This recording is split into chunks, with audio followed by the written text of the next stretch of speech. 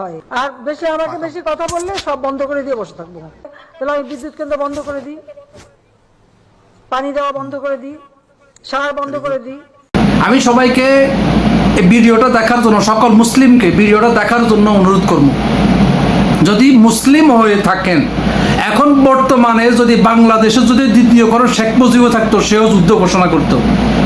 আমি রাসূলের কথা বাদ দিলাম, সকল কিছুর ঊর্ধ্বে মানুষ তাহার উপরে নাই।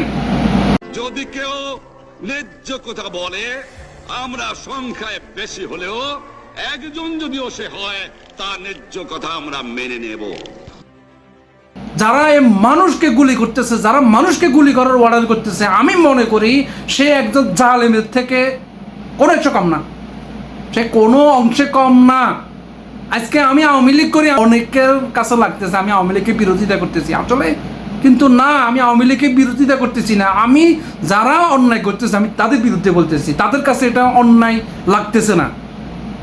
যে সূরাতুল মুলকের ভিতরে আপনার 30 নম্বর আয়াতে বলে দিয়েছে, কুল আরাআইতুম ইন আসবাহা মাউকুম গাওরান ফামাইয়াতিকুম বিমাইন মাইন। আপনারা যারা পড়তে পারেন তারা পড়ে নেন, যারা দেখার আছে দেখে নেন। যেখানে আল্লাহ বলছে যে আল্লাহ দুনিয়া থেকে যে পানি উঠায় নেয়, এটা একমাত্র আল্লাহ ছাড়া দ্বিতীয় কোনো ব্যক্তি নাই যে দেওয়ার মতন। তাহলে শেখ হাসিনা কিভাবে বলছে কথা এটা যে আমি পানি যদি বন্ধ করে দিই, বিদ্যুৎ যদি বন্ধ করে দিই, এটা যদি বন্ধ করে দিই, তো আল্লাহর কাছে সব কিছু থাকা সত্ত্বেও তার কাছে কিভাবে এগুলা জিম্মি হয়ে গেল? তার কাছে কিভাবে? সে কিন্তু মুশরিক হয়ে গেছে।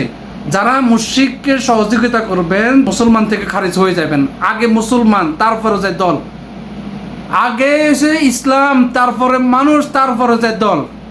আমি শেখ হাসিনার দল আমার না করলেও চলবে, আমি কারোর দল না করলেও চলবে, কিন্তু আমি মুসলিম হিসাবে আমি ইসলাম দল আমাকে করতেই হবে। কতগুলা সাধারণ ছাত্র দুনিয়া থেকে মানে শহীদ করে দেওয়া হয়েছে। কাকা আর কয়দিন গুলি করবেন? তার মানে সরকার বলছে গুলি করতে। সরকার আমাকে এমনিশন তুলে দিয়েছে, মানে আমি একজন স্টুডেন্ট হয়ে আর একজন ভাই স্টুডেন্টের বুকে গুলি চালানোর জন্য সরকার আজকে আদেশ দিচ্ছে আমাদের সেনাবাহিনীকে। এরকম একটা বুলেট কিভাবে পারলো সরকার যে আমাদের ভাই যারা স্টুডেন্ট তাদের বুকে গুলি করার জন্য?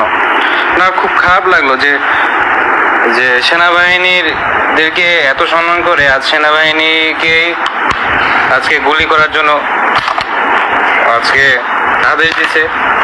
120 রাউন্ড করে দিয়েছে। আমার সত্যি খুব যাওয়ার ইচ্ছা ছিল না, কিন্তু তাও বাধ্য হয়ে আমাকে যেতে হচ্ছে।